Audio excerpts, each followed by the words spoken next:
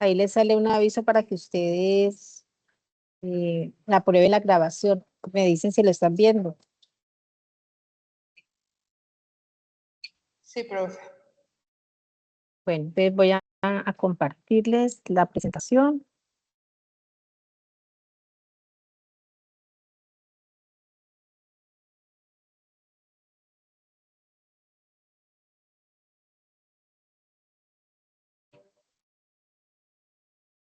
Me dicen si la están viendo.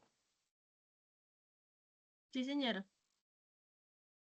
Bueno, antes que todo, de la Universidad Nacional Abierta y a Distancia y a nombre propio, darles la bienvenida a ustedes por participar de esta primera web de microbiología de suelos, funciones y dinámicas en los sistemas agrícolas.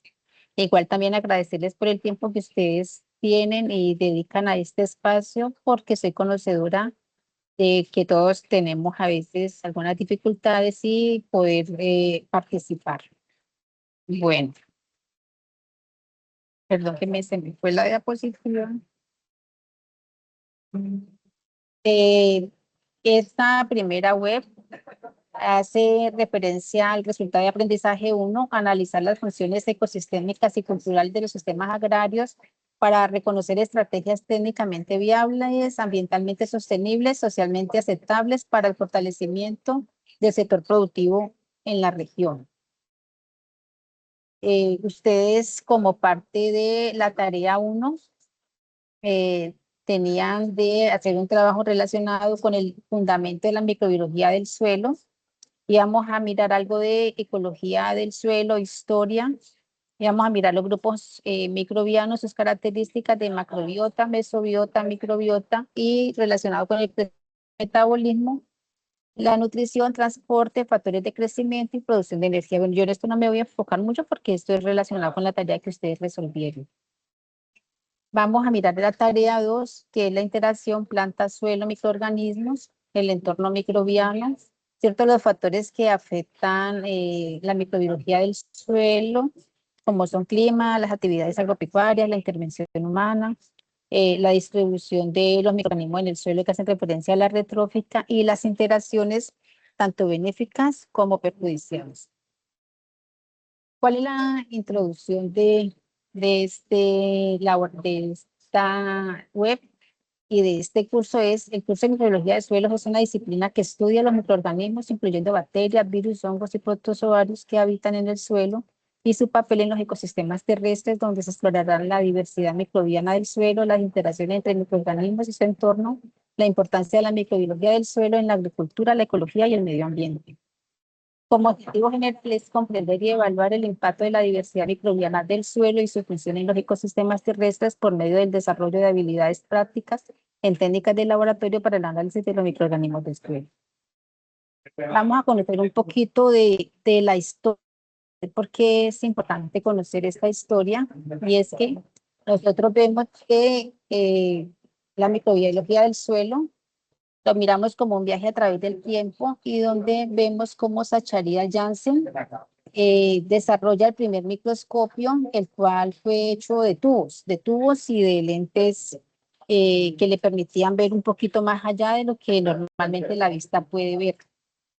Y luego llegamos a los microscopios más modernos, hasta el microscopio óptico, y pues ya podemos ir, que hemos ido descubriendo poco a poco ese mundo invisible que nosotros a nuestro ojo nunca podríamos mirar. Entonces vamos conociendo, ¿cierto?, cómo han venido esos avances desde el siglo XVII y el siglo XVIII, que sería lo que miraríamos ahora, ¿cierto? Y vemos cómo en 1676 Anthony van Leeuwenhoek observa por primera vez bacterias y microorganismos del suelo con sus microscopios, abriendo una ventana al mundo invisible. Esto da origen a grandes avances en la microbiología, porque por primera vez ven estos microorganismos que nunca podríamos ver normalmente a nuestra vista, y que explicaría muchas cosas que ellos veían que sucedían, pero que nunca podían explicarse. Miremos.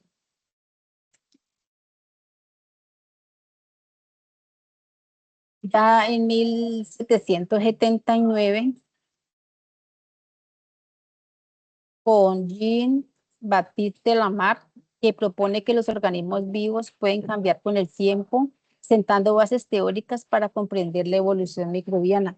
¿Por qué? Porque Lamarck, cuando empezó a mirar cambios en los animales, principalmente, por ejemplo, él explicaba que las jirafas tenían un cuello muy largo porque buscaban cierto su alimento arriba y eso hacía que ellas necesitaran un cuello más largo.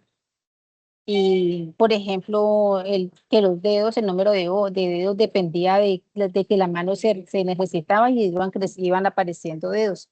De muchas de esas cosas que fueron observando, pues fueron dando, fueron permitiendo más estudios y avanzando mucho más en todo lo que es la microbiología.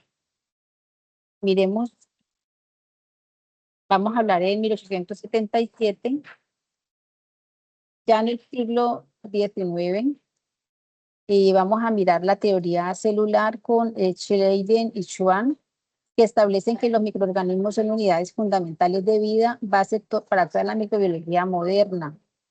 Ellos con la visualización de los microorganismos, pues permitieron encontrar explicación a muchas cosas.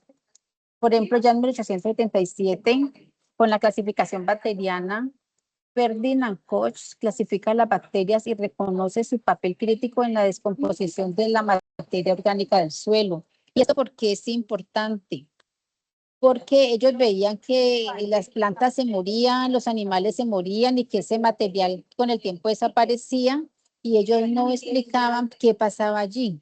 Ya con esto ya dieron una explicación de que al morirse el material orgánico se transformaba gracias a las bacterias y a los microorganismos del suelo y daban origen a la materia orgánica. Un paso bastante importante en el desarrollo del suelo.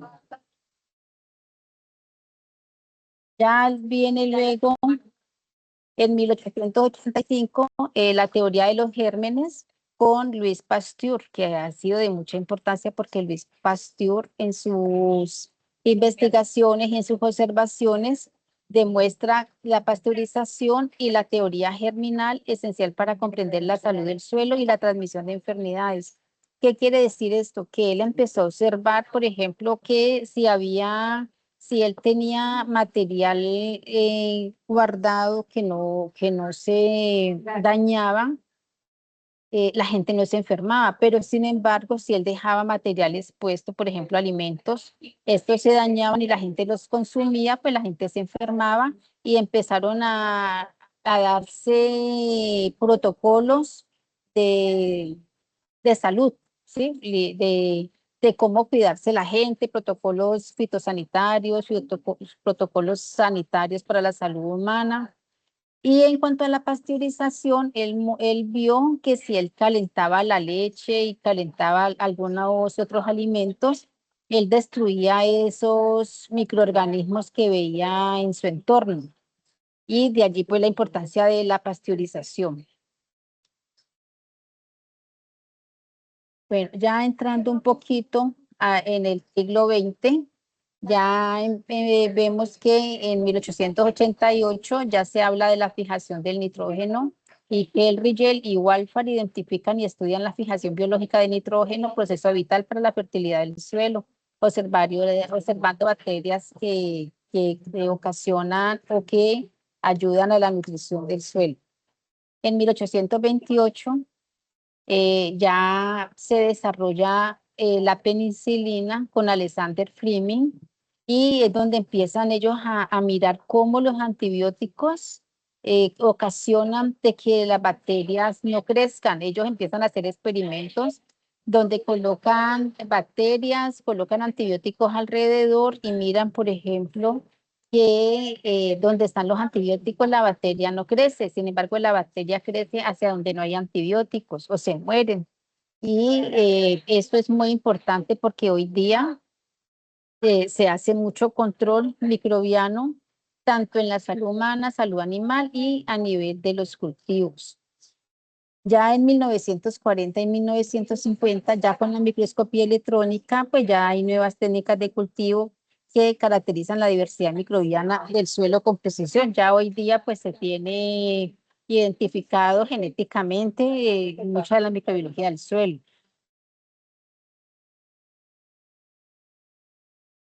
Ya en 1977, tranquila que yo ahorita, con Carl Bolte y Jorge Ford, descubren las arqueas, un tercer dominio de vida, transformando radicalmente la composición del árbol filogenético. Los años 90 nace la metagenómica, que es el estudio del ADN colectivo de comunidades microbianas completas extraídas directamente del suelo. Ya en los años 80, el desarrollo de los ARNR16S como marcadores moleculares que permiten identificar microorganismos del suelo sin necesidad de cultivarlo en el laboratorio. Ya hoy día pues hay muchas técnicas y muchas tecnologías que permiten conocer y observar la microbiología del suelo. Ya en el siglo XXI, a nuestros días, pues ya nosotros ya se tienen las bases moleculares de la diversidad microbiana, se tienen ya muchos equipos que permiten avanzar en lo que es la metagenómica. Tenemos la integración de la metatranscriptómica y metaproteómica para entender la actividad microbiana en su contexto ambiental. Ya también se conocen cómo funcionan los servicios ecosistémicos. Ya hay una mayor comprensión del papel microbiano en los ciclos biogeoquímicos, carbono, nitrógeno, fósforo y otros, y la supresión de patógenos y formación de estructuras del suelo. También ya integrado con la parte computacional, entonces ya hay bases de datos, ya hablamos de Big Data, ya tenemos las IAs, aprendizajes autónomos. Ya hoy día se conoce pues en una gran cantidad toda la parte genética y molecular de la microbiología y se va hacia una microbiología de precisión que es ya diseño de bioinsumos microbianos de nueva generación, manejo específico por sitio, monitoreo en tiempo real. Ya ustedes ven que las sillas, hoy en día encontramos muchas sillas que permiten que el agricultor fotografías en campo y que tengan de manera inmediata respuestas de conocer qué está pasando en su suelo, en su cultivo y qué medidas puede tomar.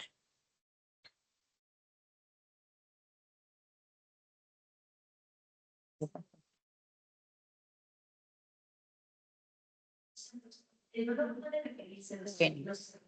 voy a hablarles un poquito de la Revolución Verde. ¿Por qué la Revolución Verde? Porque esta fue un fenómeno que se dio y que fue lo que desató el, el uso de los no, perdón, insumos, no, el uso de los insumos agroquímicos y las altas producciones. Por eso llamamos la Revolución Verde, transformando la agricultura, desafiando el futuro. Un viaje por la historia del mayor salto productivo de la agricultura moderna y sus consecuencias para el planeta. ¿Qué pasó con la Revolución Verde? La Revolución Verde, a ver, discúlpenme que se me pasó. Bueno, ¿cómo era el mundo antes de la Revolución Verde? A mediados del siglo XX, el mundo enfrentaba una crisis silenciosa. La población crecía a un ritmo sin precedentes, con baja producción de alimentos. Las hambrunas no eran tragedias del pasado, sino amenazas presentes en Asia, África y América Latina. ¿Por qué? Porque veníamos de la Segunda Guerra Mundial. ¿Y qué pasó con la Segunda Guerra Mundial? Que se crearon muchos productos para la guerra y todos esos productos se quedaron en cantidades y no sabían qué hacer con todo eso. Aparte de eso, había mucha hambruna, lógico, después de una guerra y una sobrepoblación. Entonces, tenemos productos que no sabemos qué hacer con ellos, tenemos gente con hambre y tenemos superpoblación. Entonces, ¿qué pasa con este crecimiento poblacional? Hablan de que pasamos de una población mundial de 2,5 a 3,7 mil millones de personas entre 1950 y 1970. Y esto pues ocasionaba que haya una presión alimentaria. ¿Qué más pasó? Una producción insuficiente. Los métodos de cultivos tradicionales no podían sostener esta demanda. Las cosechas eran vulnerables a plagas y enfermedades, a sequías y los suelos empobrecidos. Y como consecuencia teníamos hambrunas recurrentes. Aquí es donde entra Norman Borlaug, un científico, que él empezó a trabajar con sorgos. Resulta que habían unos sorgos que eran poco productivos, además de que no eran muy desuniformes, y él miró el sorgo, ¿cierto?, como un alimento que podía ser de valor importante, y empezó a hacer cruzamientos entre estas plantas y logró desarrollar sorgos de muy buenas producciones, más uniformes, y que además, utilizando todos estos químicos que habían sobrado de la Segunda Guerra Mundial, podían utilizarse como fertilizantes, como insecticidas para manejo de plagas, como otros productos para manejo de enfermedades, y logró que se alcanzara altas producciones, y este modelo se llevó a otros cultivos como el maíz, que ya encontramos figuras claves con los científicos del CIMIT, Centro Internacional de Mejoramiento de Maíz y Trigo en México, el IRRI, que es de CONARRO, otros centros de investigación internacionales, y se desarrollaron nuevas variedades de arroz y de maíz que revolucionaron los sistemas agrícolas de decenas de países. Por eso se llama la Gran Revolución Verde, porque tocamos techo con las altas producciones. Se dedicaron a utilizar grandes cantidades de agroquímicos, matando todo lo que había, porque además las malezas también, en ese tiempo llamadas malezas, hoy en día las llamamos buenasas o plantas acompañantes, las vieron como que esas están compitiendo con mis cultivos, nos están quitando la comida de los cultivos, hay que acabarlas. Entonces pasamos de una agricultura donde había una alta biodiversidad a los monocultivos. ¿A qué costo llegamos y a qué consecuencias ambientales? A una contaminación química, porque con el uso intensivo de los agroquímicos terminamos contaminando las fuentes hídricas, afectando los ecosistemas acuáticos, las cadenas alimentarias, la salud de las comunidades rurales. ¿Y por qué decimos que los ecosistemas acuáticos?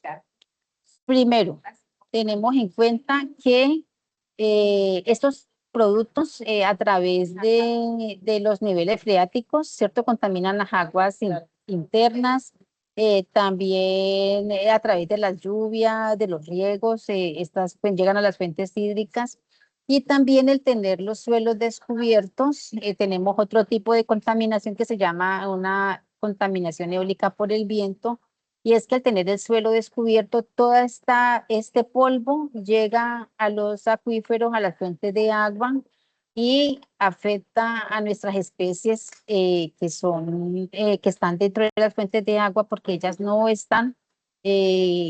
son de tierra, y empiezan también a morirse muchas especies, tanto animales como plantas, todo lo que es acuático debido a la contaminación por polvo.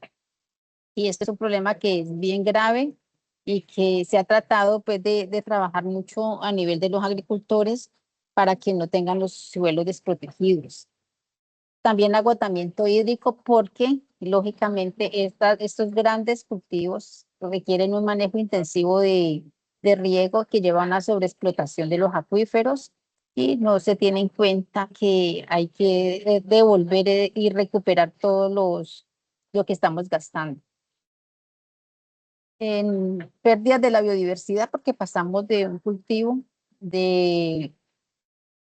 pasamos a los monocultivos al terminar nosotros con la biodiversidad, cuando pasamos de cultivos biodiversos y entramos a solamente cultivos como maíz y trigo y muchos otros que pasaron a ser monocultivos. Y dejamos de un lado la diversidad de cultivos nativos, la vida silvestre, y empobrecemos el patrimonio. destrucción de muchos de estos materiales nativos. ¿Cuál es el legado y cuáles son los nuevos caminos? Las críticas, ¿cierto? Es que hoy en día y desde ese tiempo venimos en una dependencia de insumos externos, ocasionando un impacto ambiental acumulado y concentración de poder en grandes corporaciones agroquímicas que marginan al pequeño agricultor. ¿Y por qué se da esto? Porque llega un momento en que uno está aplicando agroquímicos y las plantas, los cultivos se van volviendo y las plagas y las enfermedades resistentes y cada vez se requiere aplicar más cantidad hasta que llega un momento de que ya ese producto no sirve y requiere de aplicar otros y otros y otros. Económicamente el pequeño agricultor no puede sostener este ritmo y empiezan las grandes empresas y todo el que tenga un poder económico de adueñarse de todo este sistema agrícola. ¿Cuáles son los nuevos caminos? La agroecología, la agricultura regenerativa, cultivos biofortificados que buscan integrar los logros de la revolución verde con prácticas sostenibles y respetuosas del entorno. Entonces, ¿cuál es nuestra misión? Proteger el medio ambiente para poder garantizar alimentos y bienestar tanto ambiental como económico para nuestras futuras generaciones. Aquí vemos cómo pasamos de un ambiente multiverso a un ambiente de solamente un cultivo, un monocultivo. Ahora vamos a mirar entonces qué tenemos en nuestro suelo y por qué son importantes. De nuestro suelo tenemos una gran cantidad de especies, entre ellos tenemos bacterias, hongos, algas, protozoarios, digamos que son los más nombrados. Ya ustedes también hicieron un trabajo referente a la caracterización de estos, sus características y sus funciones.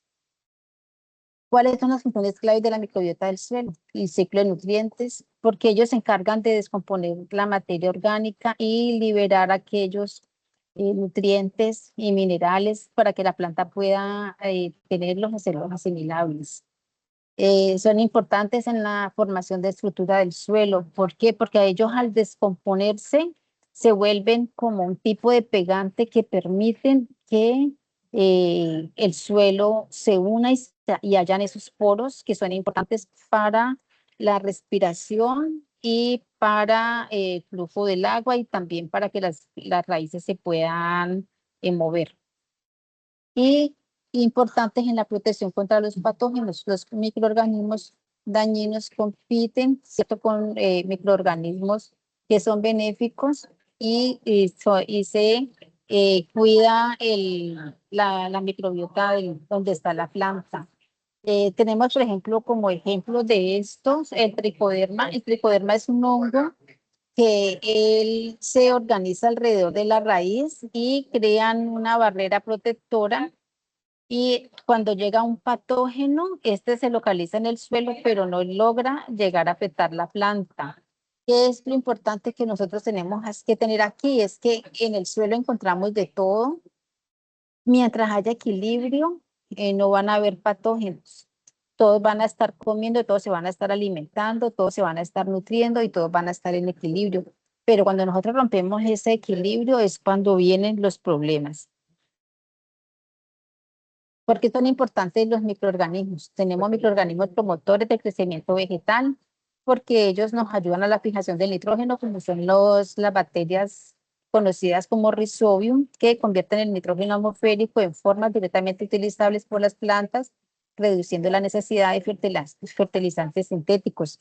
¿Cómo miramos esto? Si ustedes cogen plantas, donde más se nota es en la planta de frijol, si ustedes arrancan una planta de frijol y miran sus raíces y las lavan bien, ustedes van a encontrar unos nódulos. Esos nódulos se llaman micorrizas, que es donde se ubican estas bacterias y están unidas a la raíz y es una simbiosis donde la planta les da albergue y ellas ayudan a la bueno, ayudan al metabolismo de estos minerales y nutrientes que hay en el suelo y que la planta los puede asimilar. En la solubilización del fósforo también tenemos hongos y bacterias que ayudan a la liberación de fósforo inmovilizando en el suelo, haciendo biodisponible para la absorción radicular. Y tenemos en la producción de fitohormonas que también muchos microorganismos secretan auxinas, giberelinas y citokininas que estimulan directamente el crecimiento, la ramificación radicular y el desarrollo general de las plantas. ¿Qué quiere decir esto? Que si nosotros cuidamos nuestro suelo, tenemos un suelo con bastante materia orgánica, tenemos un suelo cubierto, un suelo protegido. Toda esta microbiota va a estar trabajando porque no trabajan aislados. Y tenemos que tener en cuenta nosotros que debemos conocer del suelo, el pH del suelo, debemos conocer la estructura del suelo. Nosotros debemos conocer nuestro suelo, cómo está en cuanto a la parte física, la parte química y la parte microbiológica para poder nosotros así definir qué cultivo vamos a tener y cómo vamos nosotros a cuidar nuestro suelo. Voy a ponerles la asistencia. Denme un segundito. A ver por aquí.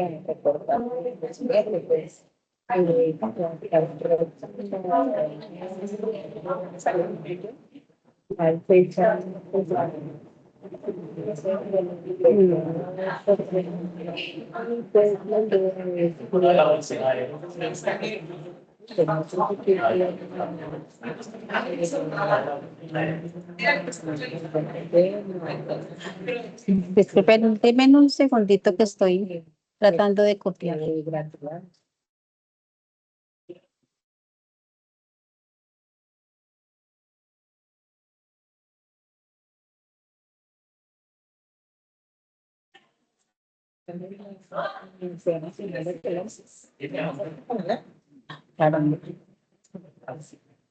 Díganme, discúlpenme un momentito. Bueno, mientras yo estoy aquí mirando lo de la asistencia, quiero escucharlos si tienen algún comentario.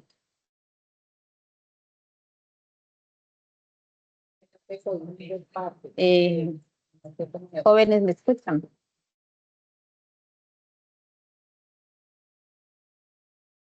Jóvenes, ¿me están escuchando? Sí, profe, sí la estoy escuchando. Bueno, ya les voy a colocar la asistencia. Quisiera escucharlos si tienen hasta allí. ¿Quieren hacer algún comentario? Profe, una pregunta. O sea que también hagamos un cultivo, hagamos de que sea como pues, pasto para vacas, así se puede considerar como un monocultivo. Sí, sí, ¿por qué? Si nosotros tenemos, bueno, también depende de la extensión. O sea, si estamos hablando de hectáreas y hectáreas y hectáreas, ¿qué pasa cuando tenemos nosotros especies animales? Nosotros debemos pensar es en un arreglo agroforestal o un arreglo biodiverso.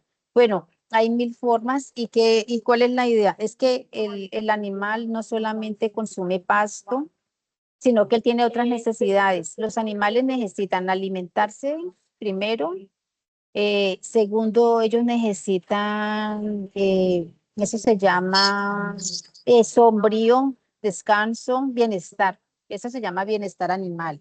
Entonces, bienestar animal es una palabra tan grande y tan inmensa que nosotros estamos obligados a darle a los animales descanso, alimentación, agua, sombrío. Nosotros no podemos pensar, por ejemplo, una vaca, nosotros no podemos pensar en tener una vaca expuesta al sol todo el día, tenerla, por ejemplo, una vaca en 5 hectáreas pastando porque se va a cansar andando de un lugar a otro, que no tenga un arbolito donde ya descansar, donde eh, cubrirse del sol, tomar agua, tener una alimentación diferente, porque es que los animales no solamente comen pasto, el pasto es una partecita, porque los animales como nosotros requerimos consumir hidratos de carbono, fibras, bueno.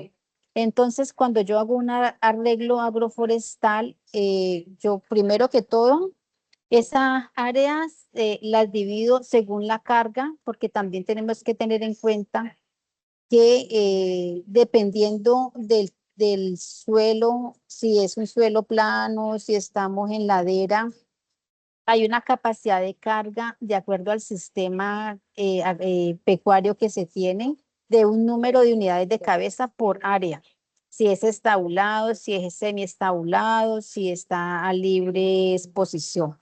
Dependiendo de eso, entonces, cuando nosotros decidimos cómo lo vamos a tener, el área, dividimos las áreas de tal manera que el animal hoy come o los animales hoy comen en un sitio, van a estar comiendo allí unos días. Una vez terminen de comer allí, ellos deben pasar a otro sitio. ¿Qué pasa cuando ellos pasan a ese otro sitio? Que ese primer sitio, el suelo, va a entrar en recuperación. ¿Y eso qué significa?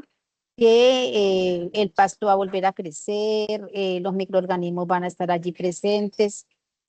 El otro tema es el arreglo agroforestal que vamos a tener alrededor de ese pasto. Entonces, vamos a tener árboles que le van a suministrar al animal, que él pueda comer estas fibras, puedan comer otras cosas que los árboles les van a proporcionar para su alimentación. Y estos árboles además tienen otra función de hacer suelo, porque como producen mucha hoja, toda esta hoja cae al suelo y ella se va a descomponer y va a aumentar la materia orgánica, va a ayudar al suelo. Y los pastos tampoco vamos a tener un solo pasto, vamos a tener diferentes pastos, porque cuando nosotros estamos, que tenemos nuestros animalitos en un cerco, por así llamarlo, los pastos funcionan de acuerdo a la cantidad de energía que reciben. Entonces hay unos pastos para sombrío, hay unos pastos intermedios, hay unos pastos para plena exposición. O sea que la área que está totalmente expuesta va a tener un pasto. La área que está intermedia va a tener otro pasto. La área que está debajo de los árboles, perdón, el pasto que va a estar cerca de los árboles va a ser un pasto diferente y cada uno va a tener una función diferente y los árboles van a estar cumpliendo esas funciones. Y eso es muy importante que ustedes lo tengan en cuenta cuando tengan un sistema agroforestal o silvopastoril o un sistema biodiverso. Bueno, hay muchos sistemas que ustedes pueden utilizar teniendo en cuenta siempre el bienestar animal y la recuperación de nuestros suelos y el mantenimiento de nuestros suelos, siempre pensando en que el suelo siempre nos va a dar comida y que debemos cuidarlo. Eh, Suficiente con esta respuesta y ¿quieres algo más? Ah, bueno, profe, no, está bien, muchas gracias. Ahí, pues no soy muy experta en esta parte, pero sí trabajé con sistemas agroforestales y silvopastoriles, pero la parte pecuaria pues sí ya no es como mucho de lo que yo conozco. Entonces continuamos con la presentación. ¿Llenaron la asistencia?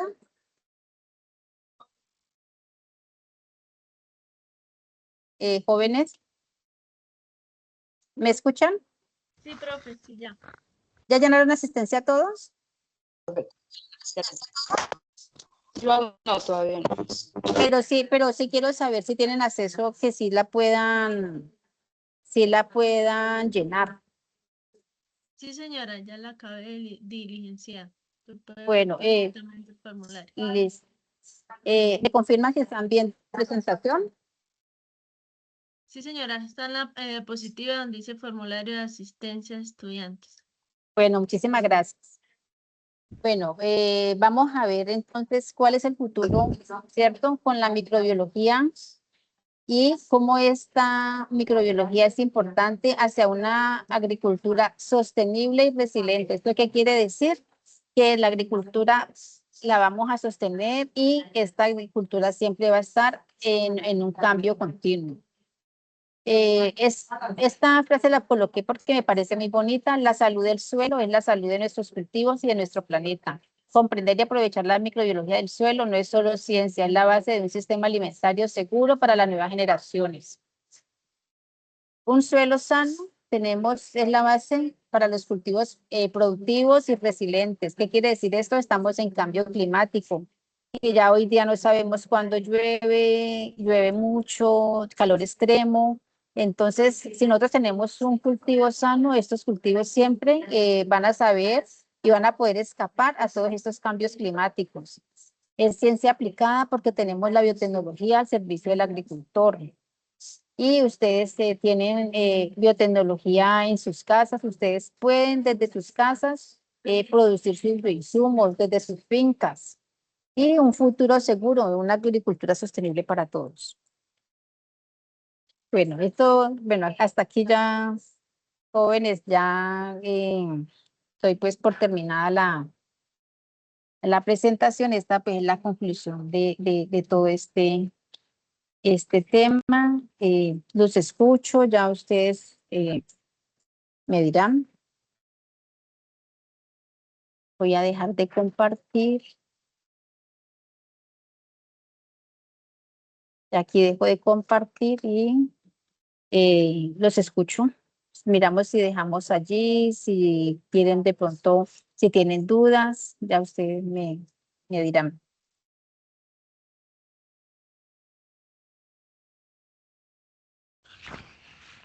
Profe, yo no pude llenar el link de asistencia. No puedes llenarlo, ¿por qué? No me activa ¿No le el activa? chat. Entonces entre por el correo. ¿Usted tiene abierto el correo institucional? Sí. Sí, profe. Sí lo tiene.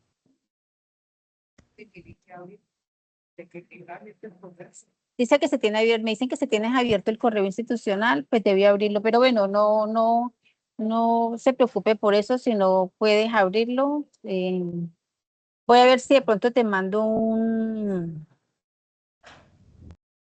QR, a ver si de pronto por el QR lo sea más fácil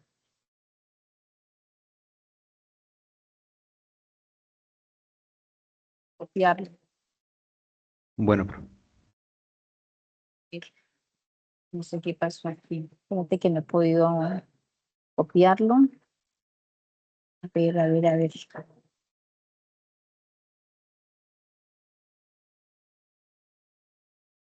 Déjeme eso. Pues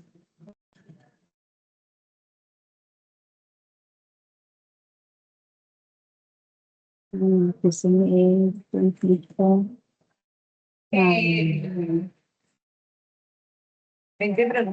Bueno, los escucho. Si ustedes de pronto tienen alguna pregunta, me pueden ir hablando.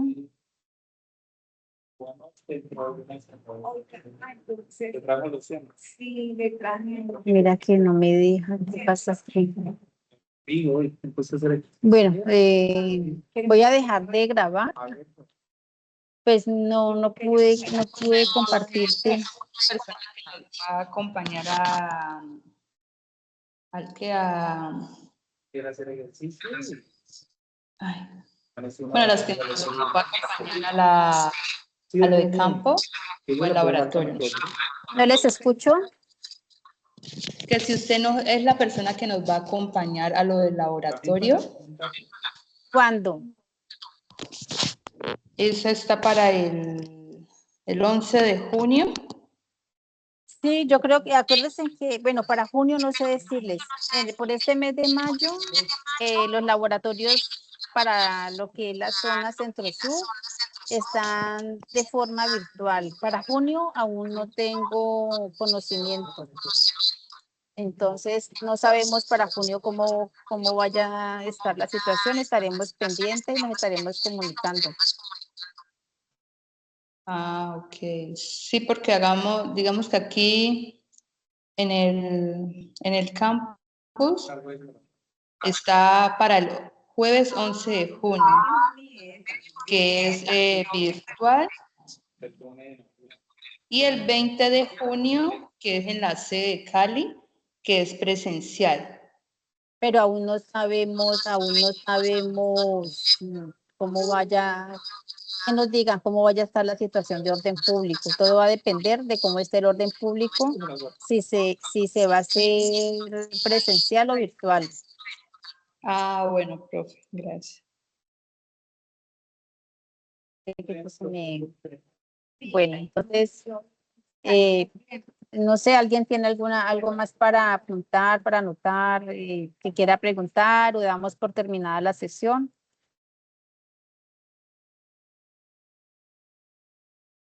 Yo les comparto la grabación, se las envío por el correo. Voy a ver si en un ratico que me llames llegue por Teams que la grabación está lista, se las comparto.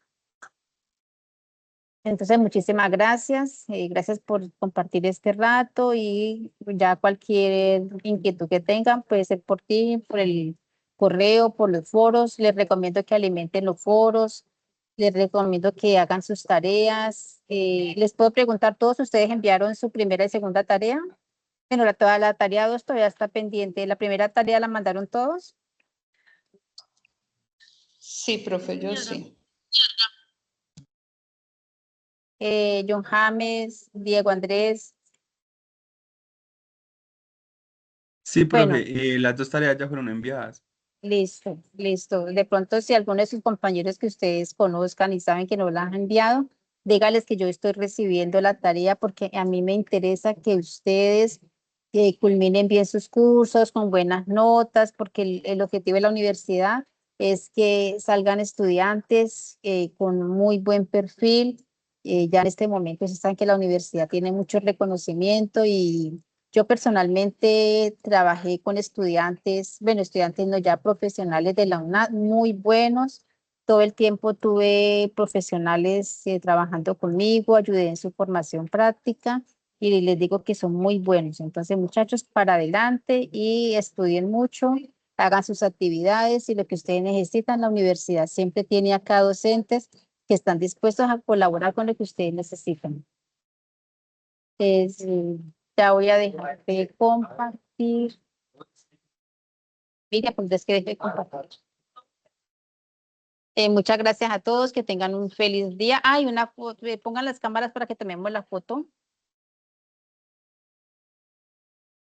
Los que puedan poner cámara y si no me dicen y tomamos la foto. Quienes no puedan me dicen para no esperar y tomar la foto. Pero me da gusto conocerlos y que nos veamos aquí. Bueno, te voy a tomar la foto. Denme un segundo.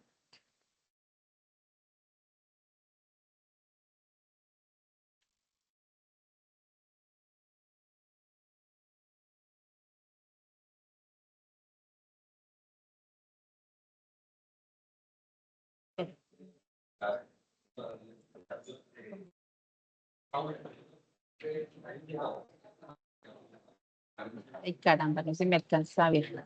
Disculpe porque no he podido tomar, es que me está molestando.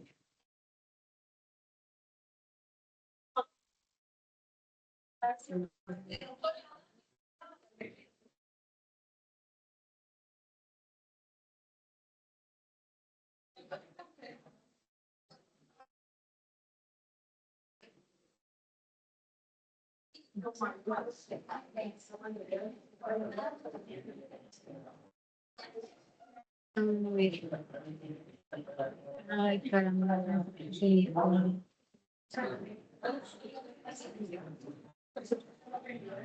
No he podido tomar esta foto porque se me mueve el... Bueno, vamos a ver si aquí la puedo tomar.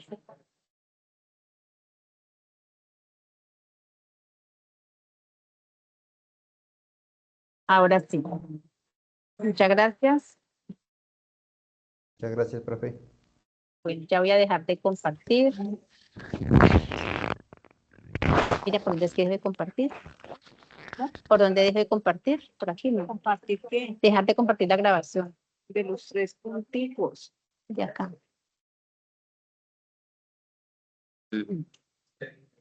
No. Mira los 3 punticos aquí. ¿De la de tú? No.